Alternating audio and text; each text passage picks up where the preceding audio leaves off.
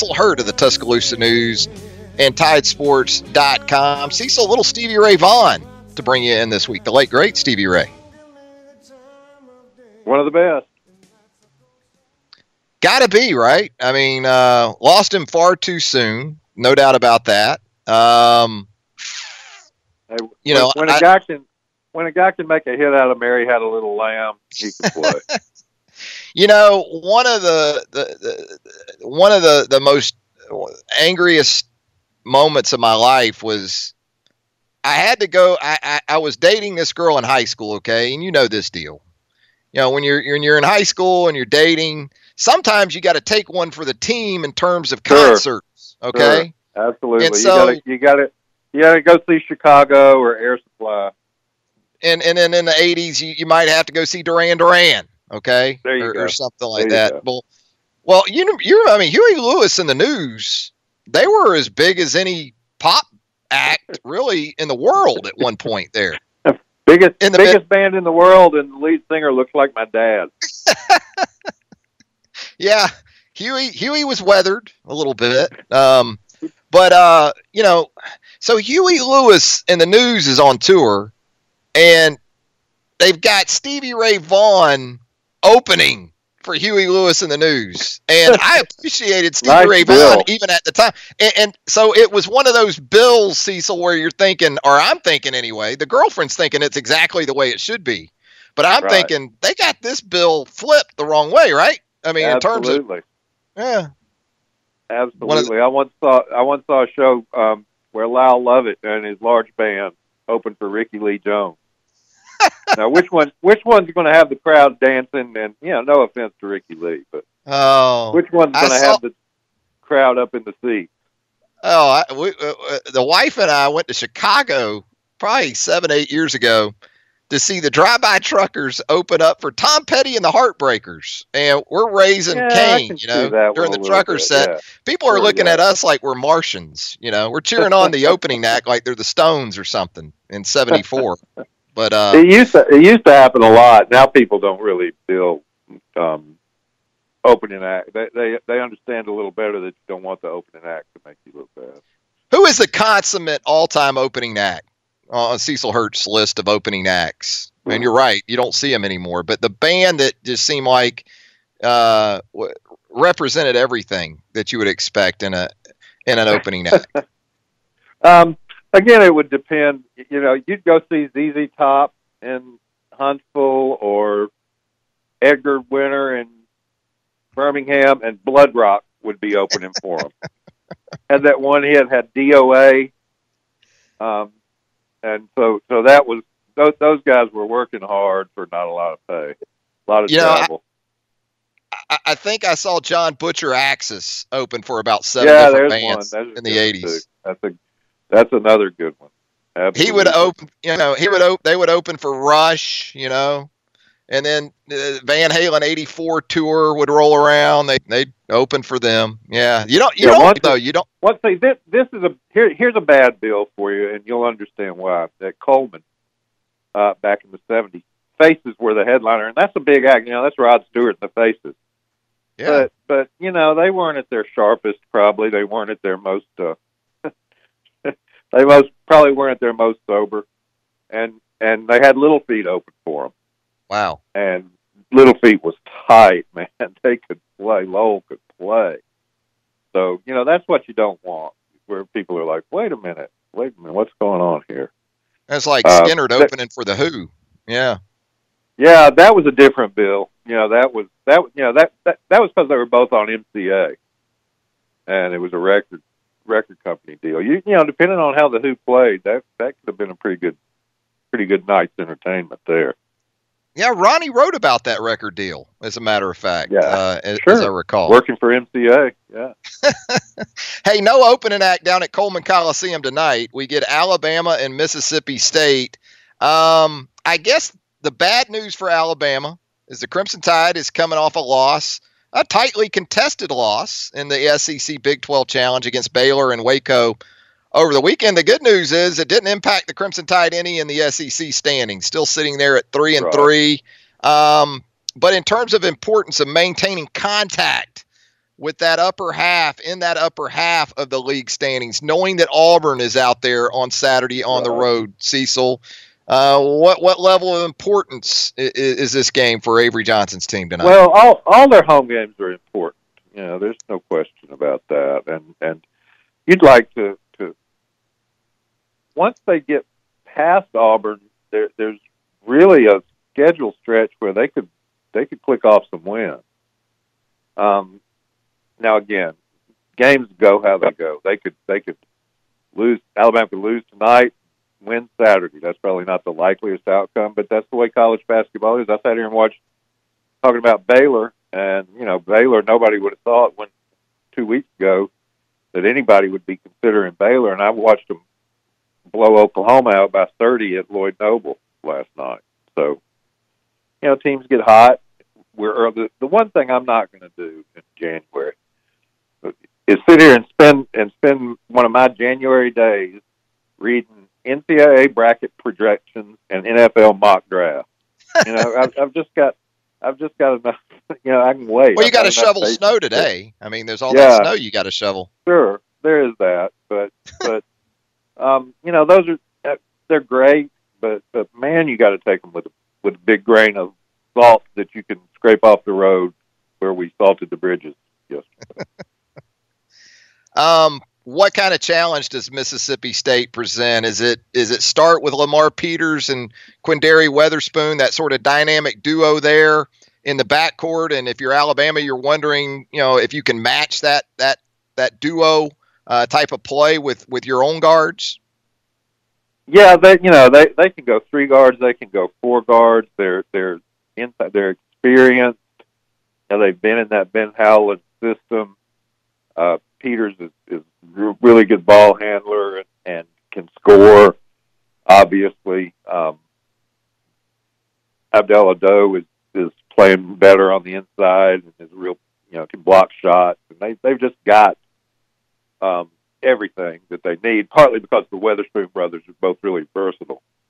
So you want to hope that you can keep them from really lighting you up from 3. I mean, they can do that too, but I don't know that I'd say that's the strength of their team. But they're just a veteran, experienced, tough, hard-nosed team. They've been better at home than they have on the road. That's just the truth. But you can talk about any problem that you want to have, and they present it for you. There's nothing. I'll put it this way: there's nothing that you look at them and say, "Oh, they're really bad at that." You can really, focus in on that. They're guys that are versatile and can play, and they're not super deep, but they're good enough. They got 8 guys that they can go with, and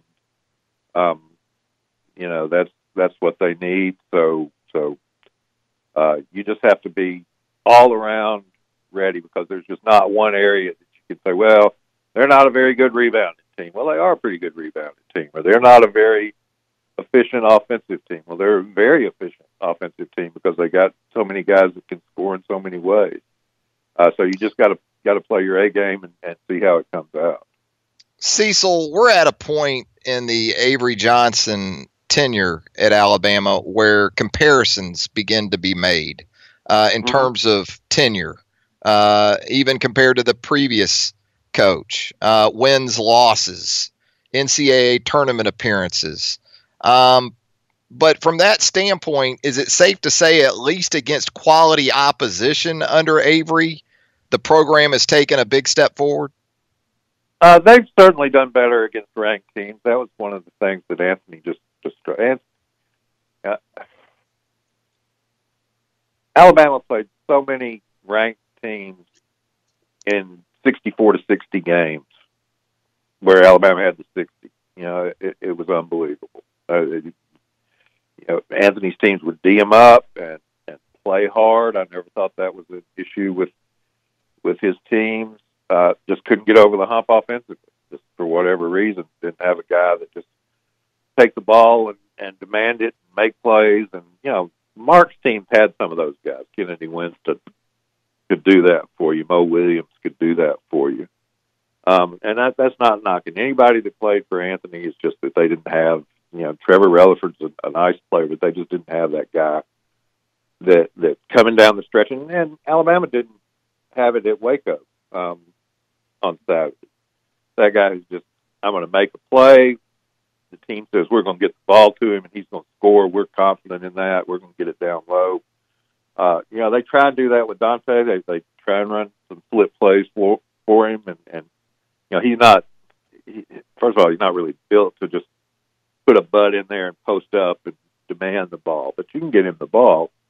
But they just don't have that guy. One thing that they did have last year, whether it was in Knoxville or Waco, you knew where the ball was going in the last 3 minutes. That wasn't a question. So need that guy to step up, and you really need it in a game like Mississippi State. Cecil, given what Riley Norris has been through, and just to get on the court this year, you surprised by what you've seen of him, especially I didn't late? think I wasn't 100% sure that Riley would play this year. The one thing that made me think that he would is, knowing Riley and knowing that's what he wanted to do and would do the work put in.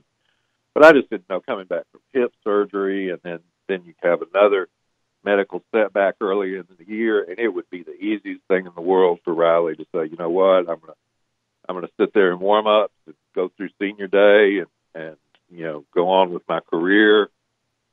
And so his contributions have been very good. So yes, I have to be on it. Other than knowing Riley and knowing that he would do the work and that he loves to play, I'm very surprised at what he's been able to contribute this year.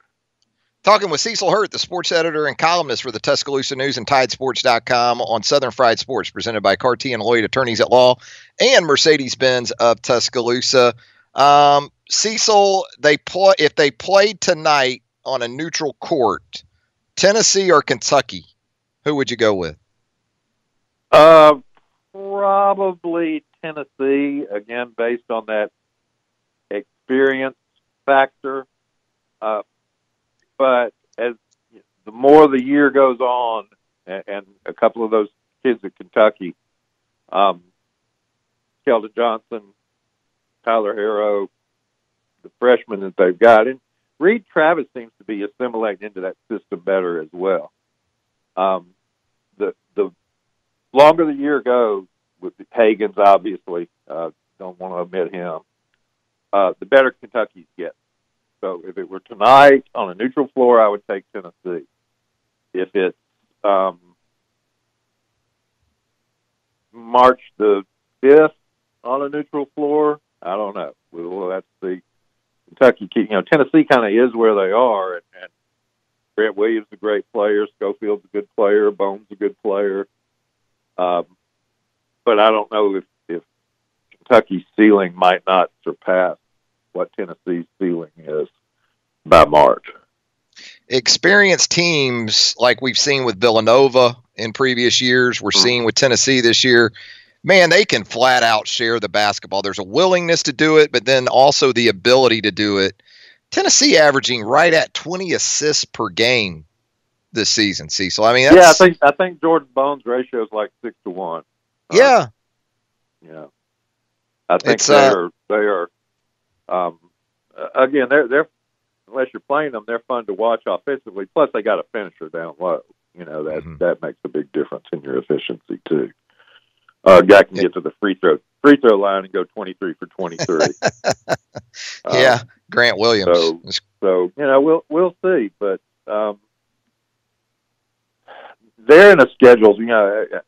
I look at stretches in the SEC schedule. They got 2 road games, but they're winnable road games. South Carolina and Texas A&M, and then they hit a 3-game homestand. So until they play at Rupp Arena, they could tick off 5 more here. South Carolina's never easy. They're physical. They want to make it a rock throwing contest, but it wouldn't surprise me to see them at 23-1 when they roll into Rupp Arena.